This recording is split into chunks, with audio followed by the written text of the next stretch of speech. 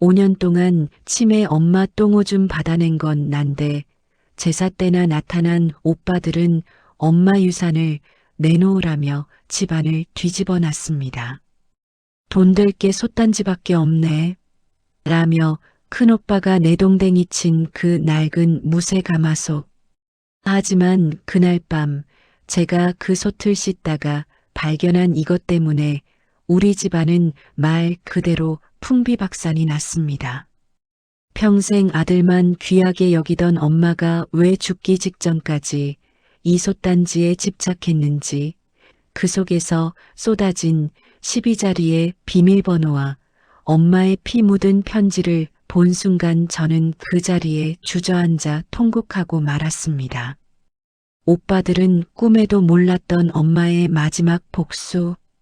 도대체 그 낡은 솥 안에는 무엇이 들어 있었을까요? 차별받던 막내딸의 눈물을 한 번에 닦아준 소름 돋는 반전 이야기. 지금 바로 시작합니다. 속풀이 극장, 구독과 좋아요는 큰 힘이 됩니다. 야, 너는 가시나니까 대충 배워서 공장이나 가라. 그게 내 팔자고 우리 집안 돕는 길이다. 제가 평생을 귀에 못이 박이도록 듣고 자란 말입니다. 저희 엄마는 지독하다 못해 잔인할 정도의 아들 선호 사상에 찌든 분이셨습니다. 위로 오빠 둘은 대학을 보내고 심지어 없는 살림의 빚까지 내서 유학까지 시키느라 집안 기둥뿌리가 뽑혀나갔죠. 하지만 막내딸인 저에게는 고등학교 졸업장도 아까워하셨습니다. 제가 공부하고 싶어서 책상 앞에만 앉아 있으면 엄마는 기집애가 공부해서 뭐하냐, 손에 물 묻히는 법이나 배워라며 제 책을 아궁이에 던져버리곤 하셨습니다.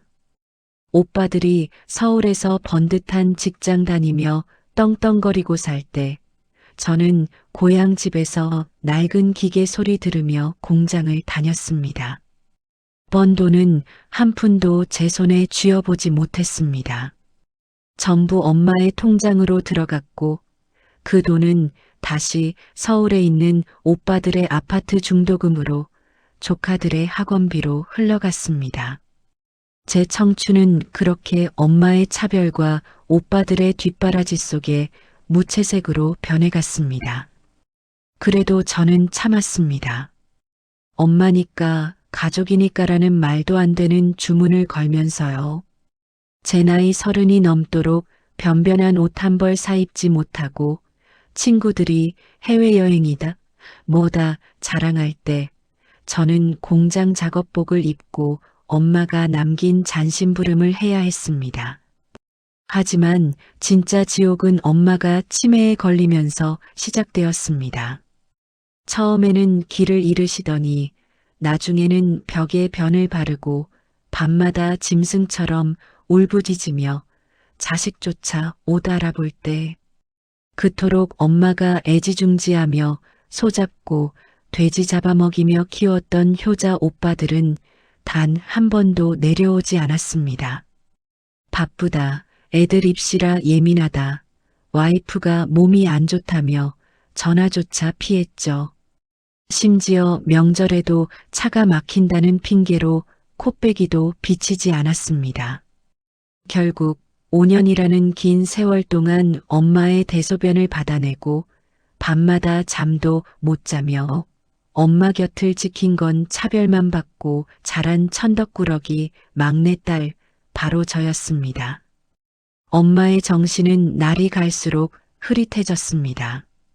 어떤 날은 저를 보며 너는 누구냐, 왜 내 집에 들어와 있냐며 빗자루를 휘두르기도 하셨고 또 어떤 날은 제 팔을 꽉 깨물어 피멍이 들게 하기도 하셨습니다. 그렇게 당하면서도 저는 엄마가 가엾어 울었습니다. 엄마는 가끔 제정신이 돌아올 때마다 제 거친 손을 잡고 미안하다, 미안하다 며 힘없이 울었습니다. 저는 그 말이 세상에서 제일 듣기 싫었습니다. 엄마 미안하면 진작에 나도 남들처럼 공부시켜주지 그랬어. 왜 내 인생 다 망가지고 이제 손가락 하나 까딱 못하는 할머니가 돼서야 미안하다고 하는 거야. 라고 소리치고 싶었지만 기운 없이 누워있는 엄마의 퀭한 눈을 보면 그 말조차 목구멍으로 삼켜야 했습니다. 그렇게 엄마가 한마는 세상을 떠나던 날 장례식장에서조차 오빠들은 자식의 도리 대신 재산 이야기뿐이었습니다. 검은 상복을 입고 앉아서도 오빠들은 자기들끼리 귓속말을 주고받았습니다.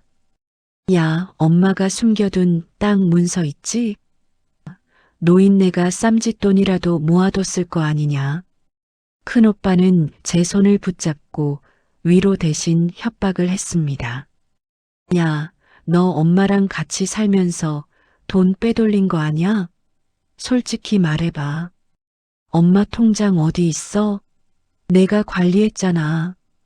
저는 기가 막혀 눈물도 나오지 않았습니다. 엄마 병원비 대느라 제 이름으로 마이너스 통장까지 만들고 카드 돌려막기를 하며 버틴 상황인데 오빠들은 제가 돈을 숨겼을 거라 의심하고 있었던 겁니다.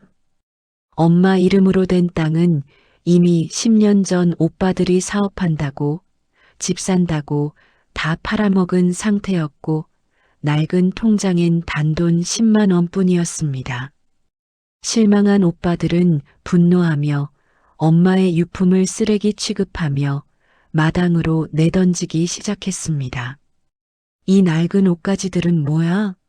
다 태워버려. 냄새나.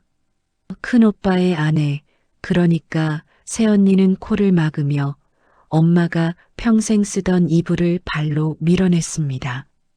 아버님, 이런 찌그러진 솥단지는 또 왜 이렇게 무거워요? 쓸데없이 자리만 차지하네. 고물상에 팔아도 몇 푼 안 나오겠어. 당장 내다 버려. 큰오빠가 구둣발로 거칠게 걷어찬 건 엄마가 평생 보물처럼 아끼며 제사 때마다 닦고 또 닦던 그 낡은 무쇠 가마솥이었습니다. 오빠들은 돈 될 게 없다는 걸 확인하자마자 뒤도 안 돌아보고 서울로 떠나버렸습니다. 부조금 봉투만 챙겨서 말이죠. 텅 빈 집, 마당 한 구석에 굴러다니는 낡은 가마솥을 보는데 제 신세 같아서 가슴이 찢어질 듯 아팠습니다. 저는 차마 그 솥단지를 버릴 수 없었습니다. 엄마는 생전에 정신이 오락가락하면서도 그 솥단지 옆에서 잠을 자기도 했고 닦는 신용을 하기도 하셨습니다. 이게 내 목숨이다. 이게 내 보물이다. 하시던 엄마의 목소리가 들리는 것 같았습니다. 엄마가 이 솥으로 자식들 밥을 지어 먹이느라 손마디가 굵어지고 등이 굽었는데 어떻게 이걸 쓰레기장에 내던질 수 있을까요? 저는 마지막으로 엄마의 손때를 닦아주기 위해 솥을 부엌으로 옮겼습니다. 솥을 씻기 위해 물을 부었는데 솥이 평소보다 훨씬 더 무겁게 느껴졌습니다. 철수세미로 녹슨 부분을 박박 닦아내던 중이었습니다. 솥 바닥을 닦는데 뭔가 투박한 소리가 났습니다. 보통 솥보다 훨씬 두껍고 묵직한 느낌. 저는 솥을 뒤집어 바닥을 샅샅이 살폈습니다. 그런데 솥의 구반 쪽, 보통 솥에는 없는 교묘하게 마감된 틈새가 보였습니다. 마치 누군가 일부러 철판을 덧댄 것 같은 모양새였습니다. 저는 홀린 듯 광창고에서 망치와 정을 가져왔습니다. 그리고 숨을 죽인 채 그 틈새를 내리쳤습니다. 쩍 하는 소리와 함께 녹슨 철판이 들렸고 그 안에는 검은 비닐로 겹겹이 쌓인 습기가 차지 않도록 꼼꼼하게 밀봉된 누런 종이 뭉치가 들어 있었습니다. 제 손가락이 미친 듯이 떨리기 시작했습니다. 그 비닐을 뜯어내자 그 안에서 나온 것은 수십 장의 5만 원권 지폐 뭉치와 함께 엄마의 삐뚤삐뚤한 글씨가 적힌 낡은 수첩이었습니다. 저는 그 자리에 주저앉아 입을 막고 오열했습니다. 엄마는 알고 계셨던 겁니다. 오빠들이 어떤 인간들인지, 그리고 끝까지 곁을 지킨 자식이 누구인지를요. 손이 떨려 비닐을 벗기는 데만 한참이 걸렸습니다. 겹겹이 쌓인 비닐을 걷어내자 그 안에는 빳빳한 5만 원권 뭉치와 함께 낡은 가계부 그리고 도장이 찍힌 서류 몇 장이 들어 있었습니다. 가장 먼저 제 눈에 들어온 것은 엄마의 삐뚤삐뚤한 글씨로 적힌 낡은 수첩이었습니다. 첫 페이지를 넘기자마자 저는 그 자리에 주저앉아 입을 막고 오열할 수밖에 없었습니다. 수첩에는 날짜별로 오빠들이 가져간 돈의 액수와 그들이 엄마에게 했던 모진 말들이 하나하나 기록되어 있었습니다. 큰 놈, 아파트 산다고 5천만 원 가져감. 안 주면 다시는 안 오겠다고 함. 둘째 놈, 차 바꾼다고 1,000만 원 가져감. 엄마 냄새 난다고 집안에 들어오지도 않음.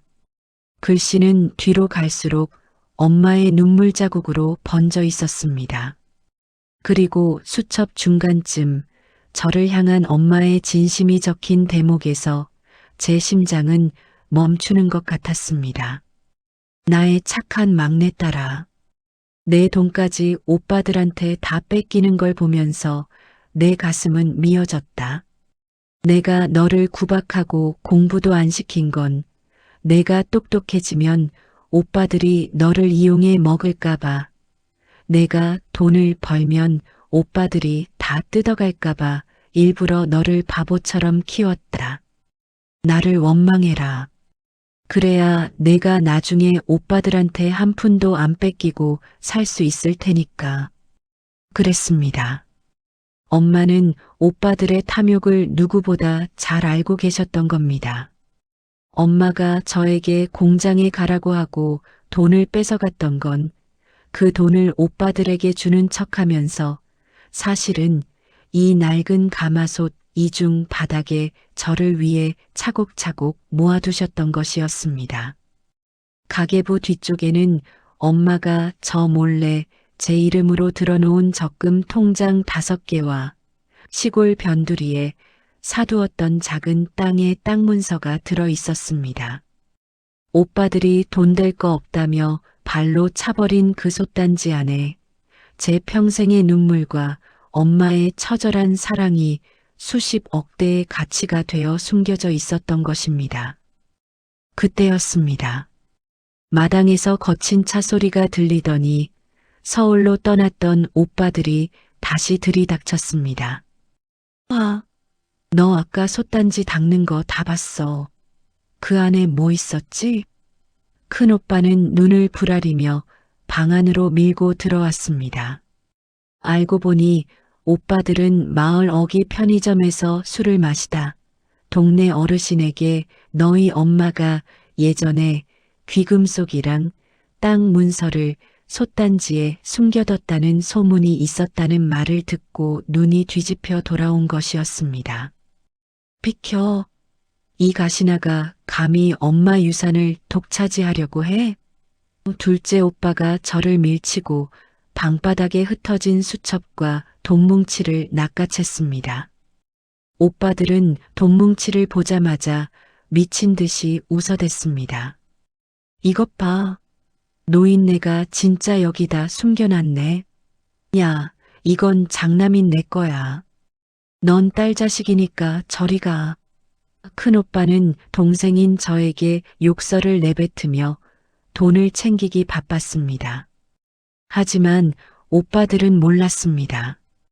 그 수첩 마지막 장에 적힌 엄마의 마지막 유언과 그들이 저지른 만행에 대한 증거가 이미 제 손에 쥐어져 있다는 사실을요.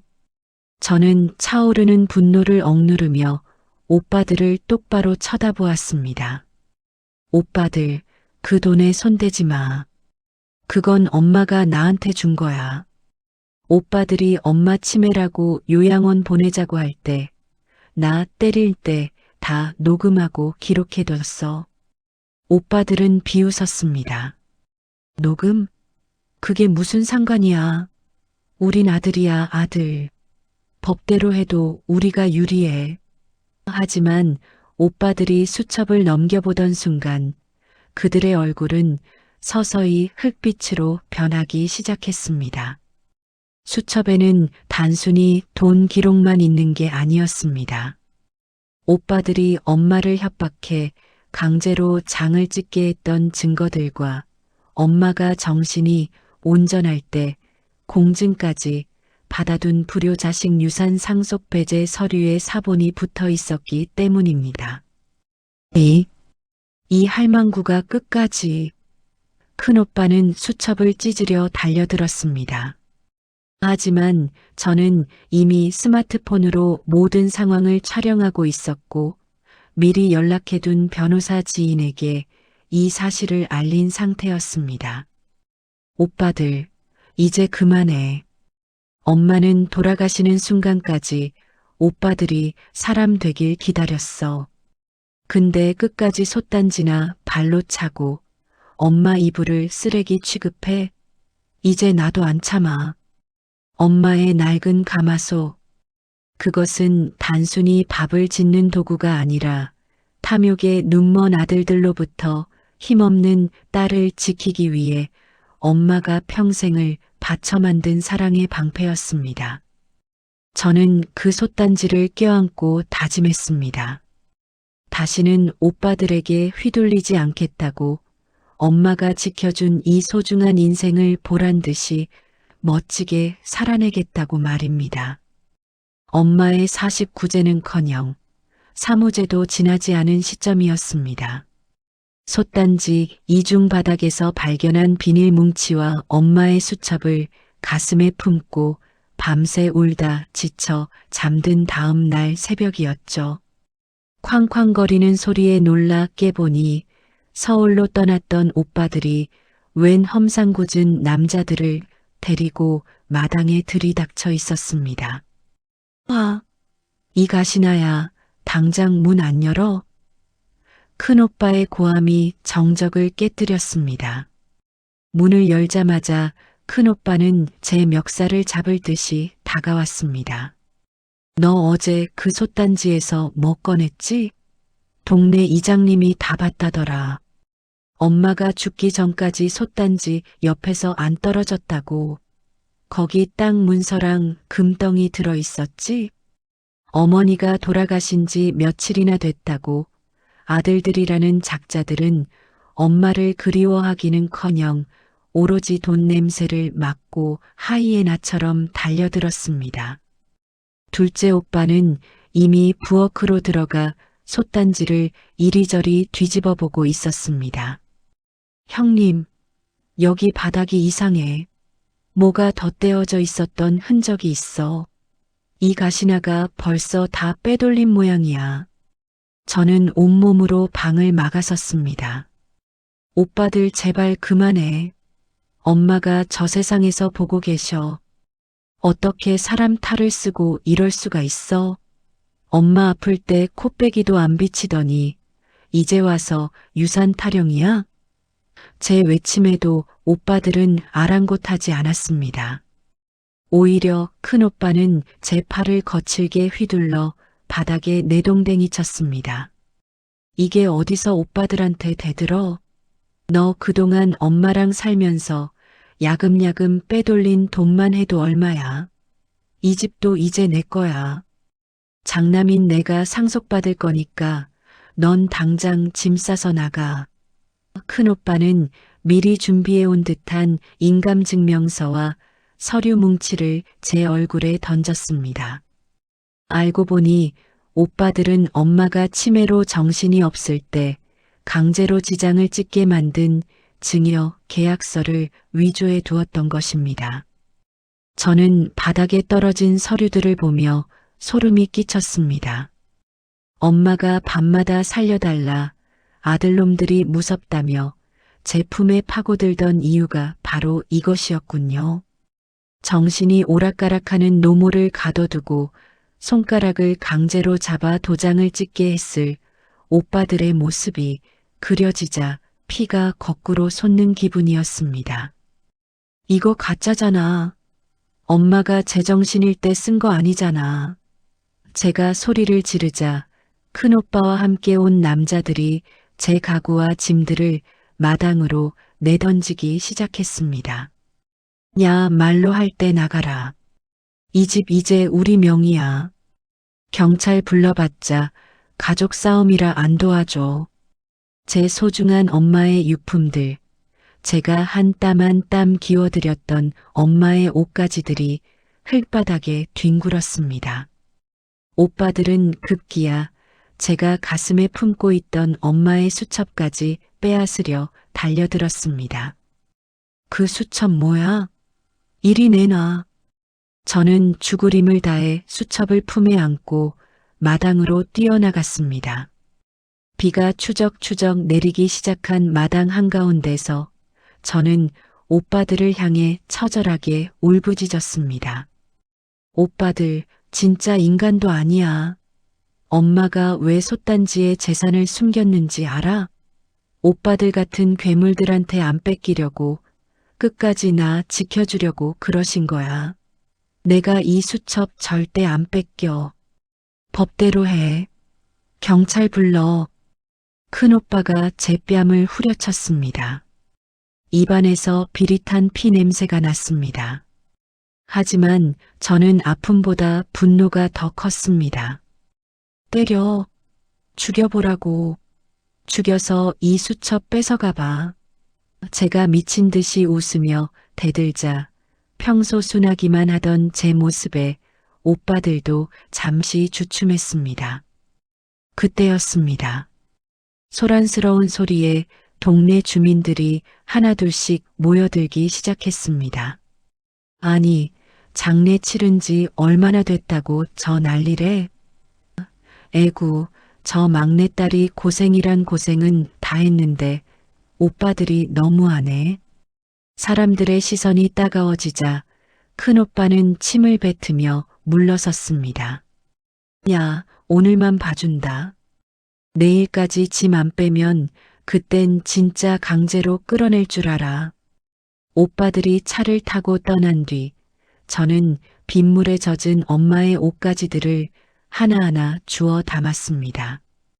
그리고 마당 구석에 처박힌 낡은 솥단지를 껴안고 다짐했습니다.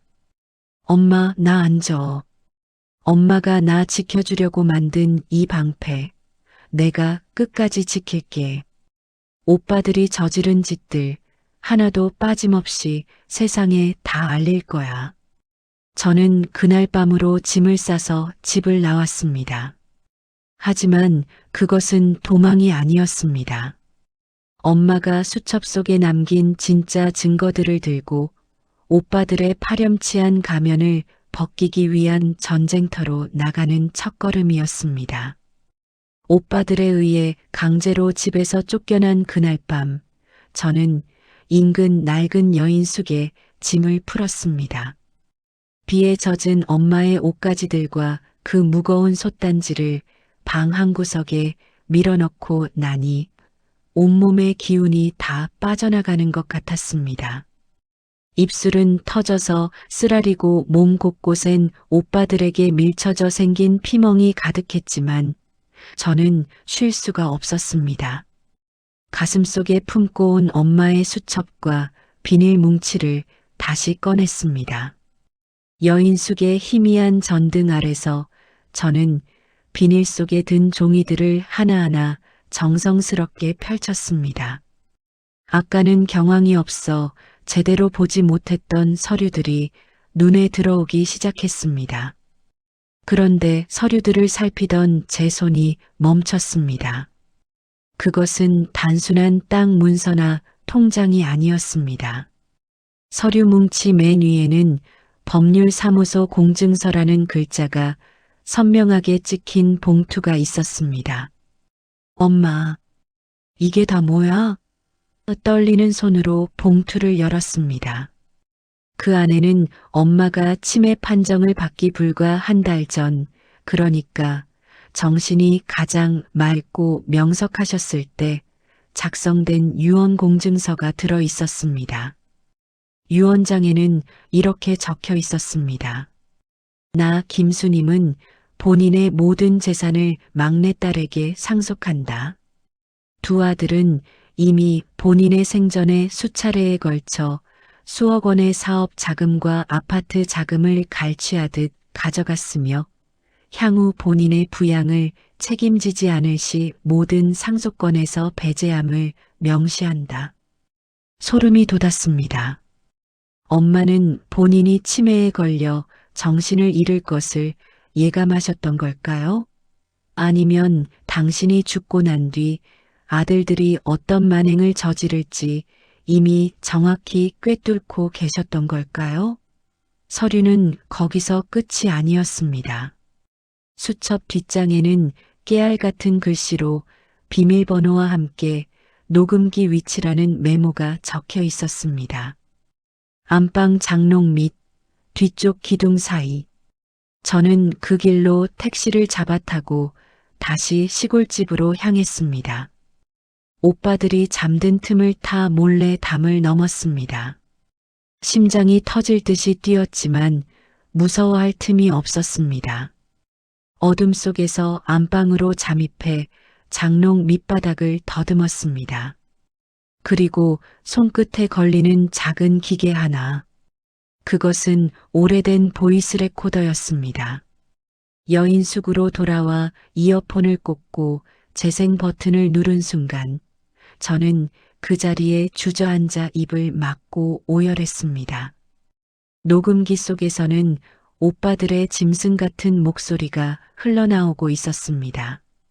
야, 할망구, 빨리 여기 도장 찍어. 어차피 죽으면 다 우리 건데 왜 이렇게 버텨? 아이고, 아들아, 내가 이거는 우리 막내 몫으로 남겨둔 거다. 제발 이것만은. 막내, 그 가시나가 뭔 상관이야. 이 늙은 여편네가 아직 정신 못 차렸네. 퍽 소리와 함께 엄마의 신음이 들렸습니다. 오빠들은 치매 초기였던 엄마를 협박하고 심지어 손찌검까지 하며 재산을 빼앗으려 했던 겁니다. 엄마는 그 지옥 같은 순간에도 이 녹음기를 숨겨두며 저를 지킬 마지막 증거를 수집하고 계셨던 겁니다. 저는 밤을 새워 수첩의 기록과 녹음기의 파일들을 정리했습니다. 날짜별로 오빠들이 가져간 돈, 엄마에게 퍼부었던 폭언, 그리고 엄마의 몸에 남았던 상처들에 대한 기록. 그것은 단순한 유품이 아니라 오빠들을 파멸시킬 가장 강력한 무기였습니다. 다음 날 아침 저는 부어오른 얼굴을 마스크로 가린 채 시내에 있는 법률사무소를 찾았습니다. 변호사는 제가 가져온 서류와 녹음 파일을 확인하더니 안경을 고쳤으며 말했습니다. 이건 단순한 상속 분쟁이 아닙니다. 노인 학대와 강요, 그리고 사문서 위조까지 걸려있는 아주 중대한 사건입니다. 어머니께서 정말 대단하신 분이네요. 이 정도로 철저하게 준비하셨다면 오빠분들은 단 한 푼도 가져갈 수 없을 겁니다. 변호사의 말을 듣는 순간 가슴 속에서 뜨거운 것이 울컥 치밀어 올랐습니다. 평생 아들들만 챙기는 척하며 저를 구박했던 엄마의 그 모진 모습들이 사실은 이 탐욕스러운 늑대들로부터 저를 가장 안전하게 지켜내기 위한 거대한 연극이었다는 사실이 이제야 퍼즐처럼 맞춰졌습니다. 엄마, 나 이제 안 울어. 엄마가 나한테 준 이 칼, 오빠들한테 그대로 돌려줄게. 저는 변호사 사무실을 나오며 하늘을 보았습니다. 엄마가 쓰던 그 무거운 솥단지가 이제는 제 인생을 받쳐주는 가장 든든한 주춧돌처럼 느껴졌습니다. 이제 반격의 시간입니다. 저는 오빠들에게 최후 통첩을 보냈습니다. 집에서 당장 나가지 않으면 모든 증거를 경찰에 제출하겠다는 내용 증명이었죠. 전화를 받은 큰오빠는 여전히 당당했습니다. 너 미쳤어? 감히 오빠를 협박해? 내가 가진 게 뭔데? 오빠들은 아직 모르고 있었습니다. 자신들이 발로 찼던 그 찌그러진 솥단지가 사실은 자신들의 목을 겨누는 서슬퍼런 칼날이 되어 돌아왔다는 사실을요. 저는 차분하게 다음 단계를 준비했습니다. 엄마의 49제가 오기 전 저는 이 모든 지옥을 끝내기로 결심했습니다. 제가 보낸 내용 증명을 받은 오빠들의 반응은 예상대로였습니다. 반성은커녕 오히려 가시나가 배가 불렀다며 길길이 날뛰었죠. 큰오빠는 당장이라도 제 여인숙 방을 들이닥칠 기세로 전화를 걸어와 입에 담지도 못할 욕설을 퍼부었습니다. 너 진짜 죽고 싶어? 어디서 주워온 가짜 서류로 오빠들을 협박해? 내가 가진 그 수첩 당장 안 내놓으면 내가 너 가만 안 둬. 하지만 저는 더 이상 예전의 겁쟁이 막내딸이 아니었습니다. 저는 차분하게 대답했습니다. 오빠 법정에서 봐. 엄마가 남긴 목소리, 오빠가 엄마한테 휘두른 그 손길. 전부 판사님 앞에서 공개될 거야. 그날 오후 오빠들은 제가 선임한 변호사 사무실로 들이닥쳤습니다. 여전히 기세등등한 모습으로 변호사 책상을 탕탕 내리치며 소리를 질렀죠. 이봐요, 변호사 양반. 우리 막내가 정신이 이상해서 그래요. 치매 노인이 쓴 유언장이 무슨 효력이 있다고 이 난리입니까? 우린 아들이에요, 아들. 우리한테 상속권이 있는 건 당연한 거 아닙니까? 큰오빠의 뻔뻔한 외침에 변호사는 말없이 안경을 고쳐 쓰더니 서류 가방에서 녹음기 하나와 사진 몇 장을 꺼내 놓았습니다. 사진 속에는 엄마의 팔과 다리에 선명하게 남은 피멍 자국들이 찍혀 있었습니다. 제가 엄마를 목욕시켜 드릴 때마다 가슴을 치며 남겨두었던 기록들이었죠. 그리고 변호사가 재생 버튼을 누르자 사무실 안에는 차가운 침묵이 감돌았습니다. 녹음기에서 흘러나오는 소리는 처절했습니다. 아이고, 아들아, 제발. 이건 안 된다. 엄마의 애원하는 목소리 뒤로 큰오빠의 거친 고함이 이어졌습니다. 시끄러워. 빨리 도장 찍으라고. 노인네가 곱게 죽을 것이지 왜 이렇게 피곤하게 해. 자신들의 목소리가 스피커를 통해 흘러나오자 오빠들의 얼굴은 순식간에 흙빛으로 변했습니다. 이건 조작이야. 우리 막내가 가짜로 만든 거라고. 둘째 오빠가 비명을 지르듯 외쳤지만 변호사는 단호했습니다. 음성 분석 이미 끝났습니다. 그리고 어머니께서 정신이 가장 온전하실 때 병원에서 발급받은 소견서와 공증사무소에서 작성한 유언장도 여기 있습니다. 이 서류들에 따르면 두 분은 불효자식 상속 배제 조항에 따라 단 한 푼의 재산도 받을 수 없을 뿐만 아니라 오히려 노인 학대와 강요죄로 형사처벌을 받을 수 있는 상황입니다. 상황이 불리하게 돌아가자 하이에나 같던 오빠들 사이에 균열이 생기기 시작했습니다. 형님 때문이잖아. 형님이 그때 엄마 세게 밀쳐서 이렇게 된 거 아냐? 둘째 오빠가 갑자기 큰오빠의 멱살을 잡았습니다. 뭐? 이 새끼가 미쳤나? 너도 옆에서 망봤잖아. 너도 엄마 통장에서 돈 빼다 도박빚 갚았잖아. 변호사 사무실 한복판에서 두 아들은 서로의 치부를 들춰내며 개처럼 싸우기 시작했습니다. 엄마의 영전 앞에서는 단 한 방울의 눈물도 흘리지 않던 자들이 돈줄이 끊기게 생기자 서로를 잡아먹을 듯이 으르렁거리는 모습은 그야말로 추악함의 결정체였습니다. 저는 그 광경을 차가운 눈으로 지켜보았습니다. 가슴속에서 끓어오르던 분노는 이제 깊은 멸시로 바뀌어 있었습니다. 엄마, 보고 있어? 엄마가 평생을 바쳐 키운 아들들이 지금 저러고 있어. 엄마가 왜 그 솥단지를 보물처럼 껴안고 사셨는지 이제는 너무나 잘 알 것 같아. 저는 싸우는 오빠들을 뒤로 한 채 변호사 사무실을 나왔습니다. 뒤에서 큰오빠가 절규하며 부르는 소리가 들렸습니다. 막내야. 오빠가 미안해. 우리 대화로 하자. 제발. 하지만 저는 돌아보지 않았습니다. 오빠들이 저지른 죄의 대가는 이제부터가 시작이었으니까요. 오빠들은 제가 가진 유산의 규모가 단순히 솥단지에 든 현금 몇 푼이 아니라는 것을 아직 꿈에도 모르고 있었습니다.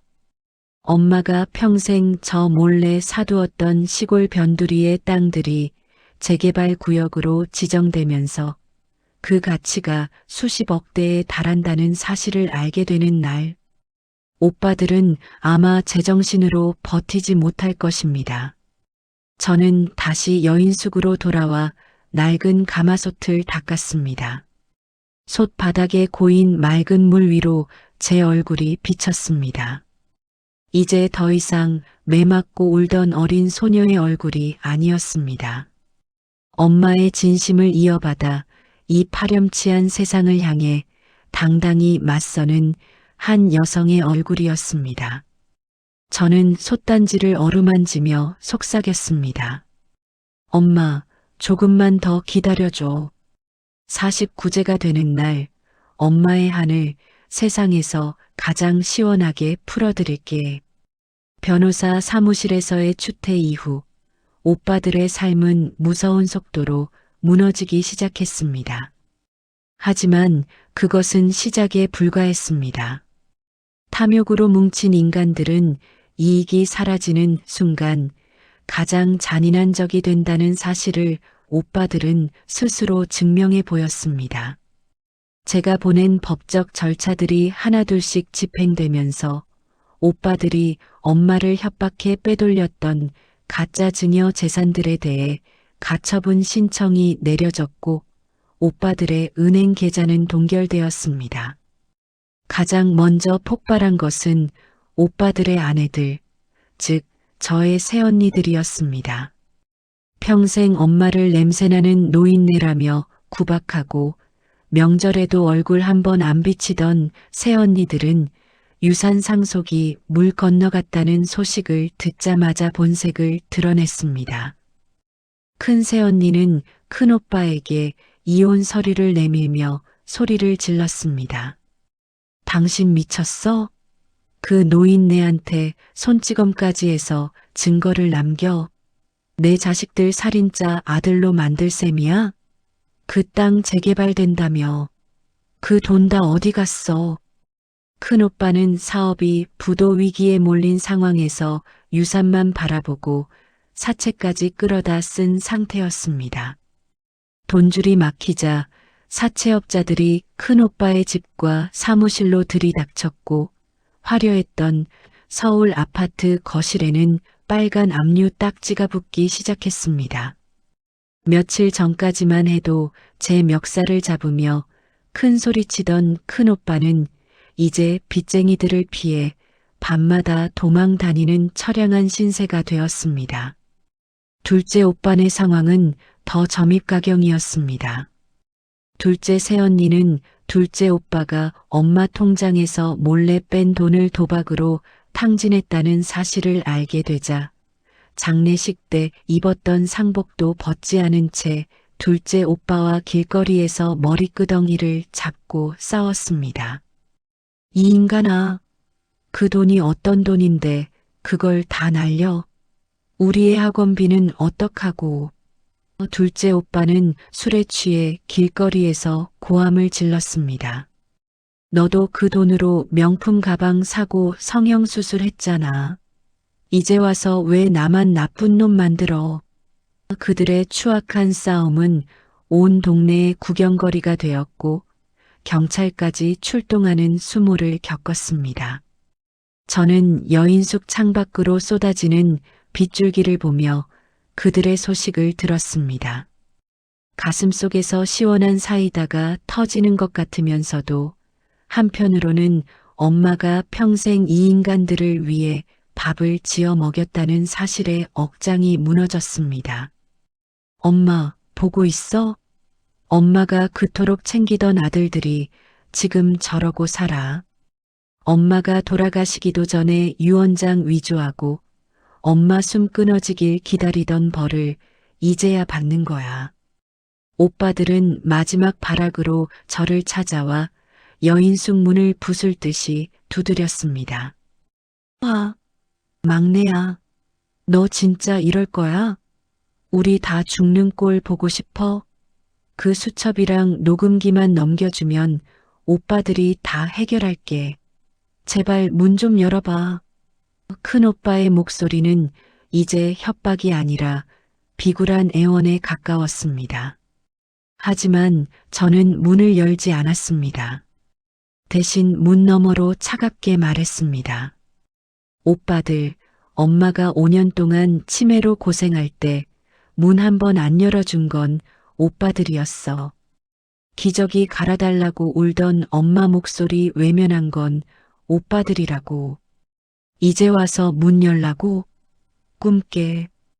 오빠들은 복도에서 한참을 울부짖다 여인숙 주인에게 쫓겨났습니다. 그들이 떠난 자리에는 그들이 흘린 비굴한 눈물 자국만이 남았습니다. 저는 방 안구석에 놓인 낡은 가마솥을 어루만졌습니다. 솥단지는 여전히 묵직하고 단단했습니다. 어머니의 사랑이 이 솥단지처럼 단단하게 저를 지켜주고 있었기에 저는 그들의 어떤 공격에도 흔들리지 않았습니다. 이제 49제까지 며칠 남지 않았습니다. 저는 변호사를 통해 마지막 쐐기를 박을 준비를 끝냈습니다. 오빠들이 엄마에게 저질렀던 노인 학대와 특수 협박 혐의로 형사 고소장을 접수한 것입니다. 돈을 못 받는 것을 넘어 빨간 줄이 그어지게 생기자 오빠들은 그제야 자신들이 발로 찼던 솥단지가 얼마나 무서운 부메랑이 되어 돌아왔는지 깨닫기 시작했습니다. 저는 거울을 보며 헝클어진 머리를 단정하게 빗었습니다. 엄마, 이제 거의 다 왔어. 오빠들이 지은 죄 하나도 빠짐없이 다 계산하게 만들게. 그리고 엄마가 나한테 준 그 선물들 세상에서 가장 가치 있게 쓸게. 저는 처음으로 진정한 평화를 느꼈습니다. 파렴치한 자들의 몰락은 이제 돌이킬 수 없는 흐름이 되었으니까요. 드디어 어머니의 49제를 며칠 앞두고 오빠들에 대한 형사 재판이 열렸습니다. 법정 복도에서 마주친 오빠들의 몰골은 차마 눈 뜨고 볼 수 없을 만큼 비참했습니다. 큰오빠는 빚쟁이들에게 시달려 얼굴이 반쪽이 되었고 둘째 오빠는 술에 찌들어 눈동자가 풀려 있었죠. 하지만 그들은 저를 보자마자 다시금 본색을 드러냈습니다. 아, 내가 진짜 사람이야? 어떻게 오빠들을 고소해? 당장 취하해. 너 때문에 우리 집 풍비박산 난 거 안 보여? 큰오빠가 제 앞을 가로막으며 윽박질렀지만 저는 한 걸음도 물러서지 않았습니다. 오빠들 집을 풍비박산 낸 건 내가 아니라 오빠들의 탐욕이야. 엄마가 죽어갈 때 오빠들이 했던 짓들, 오늘 판사님 앞에서 다 밝혀질 거야. 법정이 열리고 판사가 들어왔습니다. 오빠들은 변호사를 통해 치매 노인의 망상일 뿐이며 자신들은 효심으로 어머니를 모시려 했다고 뻔뻔하게 주장했습니다. 심지어 큰오빠는 판사 앞에서 눈물까지 흘리며 막내 여동생이 유산을 독차지하기 위해 오빠들을 모함하고 있다고 거짓 연기를 펼쳤죠. 그 모습을 보며 저는 인간의 추악함에 진저리가 쳤습니다. 하지만 진실의 힘은 위대했습니다. 제가 선임한 변호사가 엄마의 낡은 가마솥 이중 바닥에서 나온 그 녹음기를 증거물로 제출하는 순간 법정 안은 찬물을 끼얹은 듯 조용해졌습니다. 스피커를 통해 흘러나오는 오빠들의 폭언과 엄마의 비명. 이 할망구야. 빨리 도장 찍으라고. 너 때문에 우리 집 망하게 생겼어. 녹음 파일 속 큰오빠의 목소리는 지금 법정에서 흘리던 가짜 눈물과는 전혀 다른 괴물의 것이었습니다. 뒤이어 둘째 오빠가 엄마의 통장 비밀번호를 알아내기 위해 치매 걸린 엄마를 굶기고 협박했던 정황이 담긴 수첩의 기록들이 하나하나 낭독되었습니다. 방청석에 앉아있던 동네 주민들은 경악하며 오빠들을 향해 손가락질을 했습니다. 세상에 저런 인간 말종들이 다 있나? 판사의 표정은 시간이 갈수록 싸늘하게 식어갔습니다. 결정적으로 엄마가 정신이 맑을 때 남겨두었던 공증 유언장과 영상 메시지가 대형 화면에 재생되었습니다. 영상 속 엄마는 수척한 모습이었지만 눈빛만은 단호했습니다. 내 아들들은 이미 아들이 아니다. 내 딸, 우리 막내. 너만은 저 괴물들로부터 지켜주고 싶다. 이 모든 기록은 내 딸을 위한 방패다. 영상이 끝나자 법정은 울음바다가 되었습니다. 오빠들은 고개를 떨군 채 아무 말도 하지 못했습니다. 판사는 단호하게 판결문을 낭독했습니다. 피고인들은 고령의 치매 노인인 어머니를 상대로 장기간 정서적, 신체적 학대를 가했으며 재산을 갈취하기 위해 사문서를 위조하고 협박을 일삼았다. 죄질이 극히 불량하고 반성의 기미가 보이지 않으므로 법정 구속을 명한다. 판사님, 잘못했습니다. 한 번만 살려주세요. 큰오빠가 바닥에 주저앉아 통곡했지만 교도관들이 달려와 그들의 손목에 수갑을 채웠습니다. 법정 밖으로 끌려나가는 오빠들의 뒷모습을 보며 저는 비로소 가슴속 응어리가 조금은 풀리는 것 같았습니다. 엄마, 보고 있어? 이제 오빠들이 지은 죄 세상이 다 알게 됐어. 엄마가 나한테 준 그 솥단지가 드디어 오빠들을 심판했어. 하지만 여기서 끝이 아니었습니다. 재판이 끝난 후 저는 변호사로부터 뜻밖의 소식을 들었습니다. 엄마가 솥단지 속에 숨겨두었던 유산의 진짜 가치가 상상을 초월한다는 것이었죠. 엄마가 제 이름으로 사두었던 시골 땅들이 국가산업단지로 지정되면서 보상금만 수십억 원에 달하게 된 것입니다. 오빠들은 감옥 안에서 이 소식을 듣고 피눈물을 흘리겠지만 이제 그 돈은 그들이 죽었다 깨어나도 만져볼 수 없는 것이 되었습니다. 저는 법원 청사를 나오며 차가운 겨울바람을 맞았습니다. 하지만 마음만은 솥단지 속 갓 지은 밥처럼 따뜻했습니다. 이제 남은 것은 어머니의 49제를 경건하게 치르고 어머니의 진심을 온 세상에 알리는 마지막 피날레뿐이었습니다. 거울을 보며 저는 다짐했습니다. 엄마, 이제 나 슬퍼하지 않을게. 엄마가 지켜준 이 인생 정말 멋지게 살아갈게. 오빠들이 버린 그 솥단지로 내가 얼마나 많은 사람을 먹여 살리는지 하늘에서 꼭 지켜봐줘. 저는 진정한 승리자의 미소를 지었습니다. 인과응보의 칼날은 정확했고 어머니의 사랑은 승리했습니다. 어머니를 떠나보낸 지 어느덧 49일. 마지막 제사를 올리는 날이 밝았습니다. 산사로 향하는 길은 유난히도 맑고 높았습니다. 저는 오빠들의 처절한 몰락 소식을 뒤로한 채 엄마가 평생 보물처럼 아끼셨던 그 낡은 무쇠 가마솥을 정성스럽게 닦아보자기 무늬로 감싸 안았습니다. 큰오빠와 둘째 오빠는 차가운 감옥 창살 안에서 자신들이 저지른 죄를 곱씹으며 피눈물을 흘리고 있겠지요. 하지만 저는 더 이상 그들을 비웃거나 통쾌해하지 않았습니다. 그저 어머니가 그들을 위해 끓여냈던 수만 번의 가마솥밥이 아까울 뿐이었죠. 절에 도착해 정성껏 제사상을 차렸습니다. 하얀 쌀밥을 갓 지어 엄마의 위패 앞에 올리는데 문득 예전에는 보지 못했던 솥단지의 아주 작은 흔적을 발견했습니다.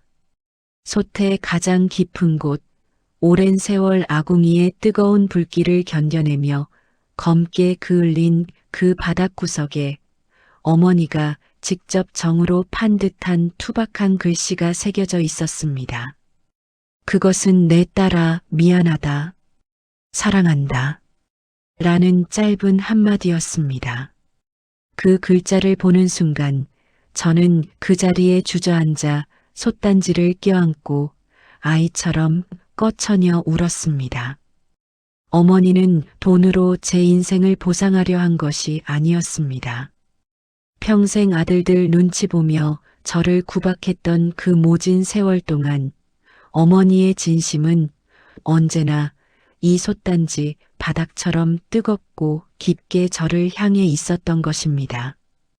어머니는 아들들에게는 입에 들어가는 밥을 주었지만 막내딸인 저에게는 당신의 온 인생과 영혼을 통째로 주셨다는 것을 이제야 깨달았습니다.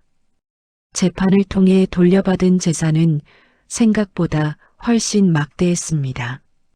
엄마가 제 이름으로 사두었던 시골 변두리의 땅들이 국가개발구역으로 확정되면서 보상금과 대토부지까지 합쳐 수십억 대의 자산가가 된 것입니다. 하지만 저는 그 돈으로 화려한 서울 아파트를 사지 않았습니다. 대신 어머니의 이름으로 작은 무료 급식소를 차렸습니다. 이름은 수님네 가마솥이라 지었죠. 그곳에는 어머니가 쓰시던 그 낡은 무쇠 가마솥이 매일 아침 뜨거운 김을 내뿜으며 밥을 짓고 있습니다. 배고픈 노인들과 갈 곳 없는 아이들이 그 밥을 먹으며 따뜻한 위로를 얻는 모습을 볼 때마다 저는 어머니가 제 곁에서 함께 밥을 짓고 계신다는 느낌을 받습니다. 제단 개소식 날 저는 전시관 입구에 가장 잘 보이는 곳에 그 낡은 가마솥을 전시했습니다. 그리고 그 아래에 이렇게 적었습니다. 이 솥은 누군가에게는 쓰레기였지만 누군가에게는 세상을 버틸 유일한 방패였습니다. 어머니의 차별은 사실 세상을 향한 가장 처절한 보호였습니다. 어느 추운 겨울날 급식소 문 앞에 초라한 행색의 노숙자 한 명이 서성이는 것을 보았습니다. 다 해진 코트에 얼굴을 가린 채 밥 한 그릇을 받아들고 구석에서 허겁지겁 먹는 그 남자의 손마디를 본 순간 저는 그가 출소 후 갈 곳이 없어진 큰오빠라는 것을 단번에 알아챌 수 있었습니다. 하지만 저는 아는 척하지 않았습니다. 그저 그릇 위에 고기 반찬 하나를 더 얹어주며 조용히 속삭였습니다. 천천히 드세요. 어머니가 지으신 밥입니다. 큰오빠는 어깨를 들먹이며 밥그릇에 눈물을 쏟아냈습니다. 어머니의 가마솥은 이토록 모질었던 자식조차 결국 따뜻하게 품어 안고 있었습니다. 여러분, 인생이라는 긴 여정 속에서 우리는 때로 낡고 찌그러진 솥단지 같은 대우를 받을 때가 있습니다. 세상의 차별과 무관심에 서러워 눈물 짓는 밤도 있겠죠. 하지만 기억하세요. 당신을 위해 보이지 않는 곳에서 뜨거운 불길을 견디며 사랑을 끓여내고 있는 누군가가 반드시 있다는 사실을요.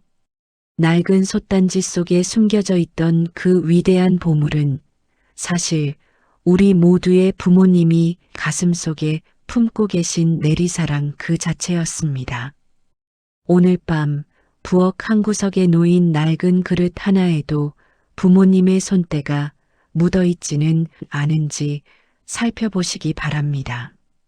그 무거운 솥단지가 당신의 인생을 지탱하는 가장 튼튼한 뿌리였음을 알게 되는 순간 여러분의 인생에도 기적 같은 속풀이가 시작될 것입니다. 평생 차별받았던 딸의 손을 끝내 잡아준 건 엄마가 남긴 찌그러진 솥단지였습니다. 여러분의 부모님이 남긴 진짜 유산은 무엇인가요? 오늘 사연이 여러분의 마음속 응어리를 조금이나마 풀어주었기를 바랍니다. 속풀이 극장, 구독과 좋아요로 함께 울고 웃어주셔서 감사합니다. 다음 시간에 더 깊은 울림으로 찾아뵙겠습니다.